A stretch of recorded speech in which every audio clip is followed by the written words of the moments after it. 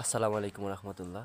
আমরা যারা এখনও সিমের রেজিস্ট্রেশন ক্যান্সেল করিনি, 10টি সিমের অধিক থাকলে অবশ্যই রেজিস্ট্রেশন ক্যান্সেল করবেন, তা না হলে আমার মতো রানিং সিম বন্ধ হয়ে যাবে।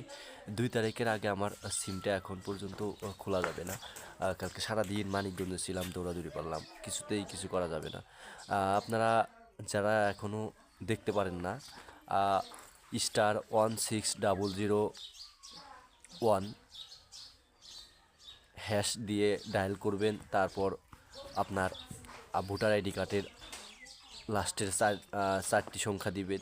দিলে আপনার ফোনে SMS আসবে আপনার ভোটার আইডি কার্ড দিয়ে কয়টি সিম রেজিস্ট্রেশন করা আছে।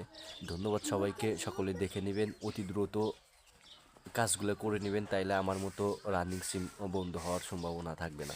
ধন্যবাদ সকলকে। আসসালামু আলাইকুম ওয়া রাহমাতুল্লাহ। ভিডিওটি ভালো লাগলে শেয়ার করে সকলকে জানানোর সুযোগ করিয়ে দিন। ধন্যবাদ সকলকে। আসসালামু আলাইকুম ওয়া রাহমাতুল্লাহ।